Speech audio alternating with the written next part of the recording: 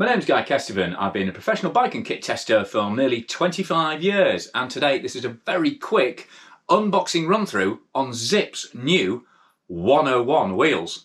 So, not the first 101 wheel in the Zipp lineup.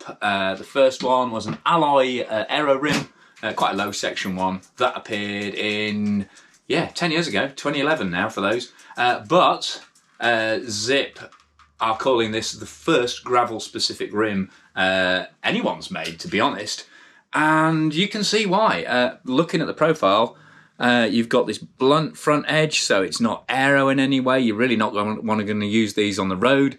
Minimum tyre size is 35mm, so again, definitely not a road wheel. Comes in 650B and 700C sizes, but it doesn't come in boost, so it's not a mountain bike wheel. And if anything, it kind of looks like a really, really old stirrup brake roadie rim, which is where you get into the interesting technology, because this is actually a single wall carbon rim. Rather than it having any double decker like most carbon rims or like most alloy rims, it is a single sheet of molded carbon, because the key thing with this rim is what Zipp call ankle compliance. What they mean by ankle compliance is you've got this central rib here that the spokes move into, and that allows the whole rim to flex and warp around that centre line like your ankle does when you're crossing rough terrain. So it gives the wheel a real sort of ability to conform to rough, irregular terrain that you just won't get from a box section rim. And that whole idea of a more compliant wheel with a single wall comes from motocross rim technology. And interesting, chatting to the development guys at SRAM, they said it was a English innovator, the guy who was behind a lot of the developments done at Orange Bikes, Michael Bonney, who's sadly no longer with us, who was really, really instrumental in kind of flagging up that technology and putting it on SRAM's radar ages ago. The whole idea of a wheel that could literally kind of worm and work its way through terrain as an inherent part of its performance, rather than just being this rigid structure that you batter through on and make the rest of the bike do the work. You really are taking out that energy and adding that control at the first possible mechanical moment this side of the tyres. So, yeah, potentially, I mean, the MTB wheel's really, really dramatically different to anything else I've ridden, with pluses and minuses. So, be interesting to see where these sit on the scale. Gravel, but yeah, super excited to try them. I just wanted to kind of do a quick talk through so I should show you the details before I fitted them onto the bike. In terms of stats, the pair, these are 700Cs, and the pair weigh in at 1780 grams, so that's 790 for the front, 990 for the rear. That's with an XDR driver and this rather unpleasant spoke protector on there, but as you can see, it's a properly eagle-sized one, so even if you're running mullet, you've got some spoke protection there. And having knackered some of the spokes in my long-term fire crests after knocking the rear mech into the wheel, maybe I'll leave that on. I don't know. I'm not sure I can take the aesthetic hit on there, but good to see some proper protection. But yeah, tubeless, obviously, as standard.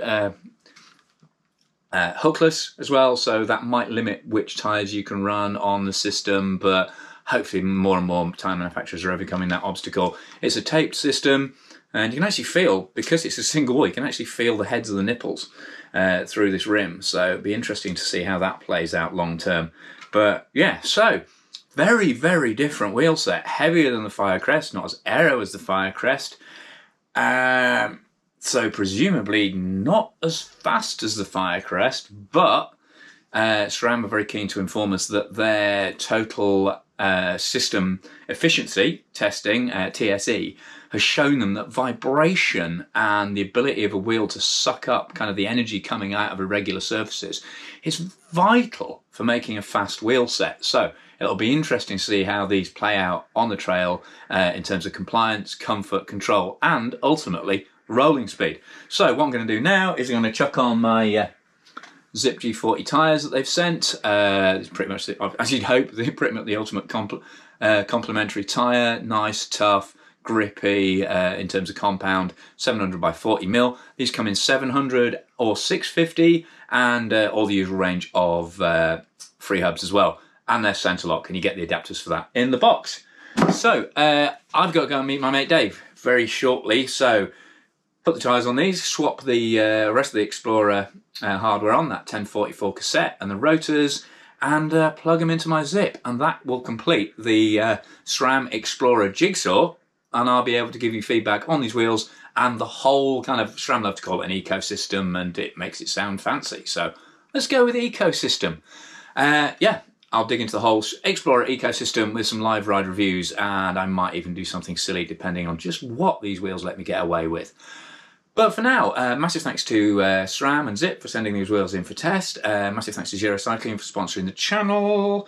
Thanks to PEs, thanks to Crud, and thanks to my Patreon supporters who get behind GKTV on a monthly basis, and they get early, exclusive, extended, and ad-free edits as a thank you. So if you really like what I'm doing, please consider subscribing. It's a tiny amount a month. It's like $3 or something for the basic level, but it really helps long term with allowing me to spend some time talking to a GoPro about bicycling things, which is presumably why you're here.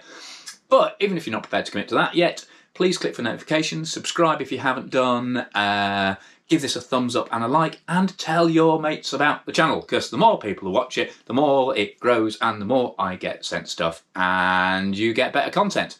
So, thanks very much for your time. I've been Guy Kestevan on Guy Kes TV, unboxing, explaining and about to test Zipp's new 101 gravel wheel set.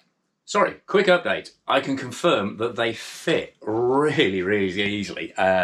Just got them on, needed a tie lever for the first bead, but second bead went on, no problem at all, just with my hands, and popped up first time with a pretty casual high volume track pump session. So that's both tyres inflated, and Danny from SRAM has got back in touch to double check the pricing, and these are 1646 English pounds. So work out what the euros or dollars might be, or I've got the full price list, I just haven't opened the email yet, so I'll stick that in a caption below. Right, time to ride. Dave's waiting.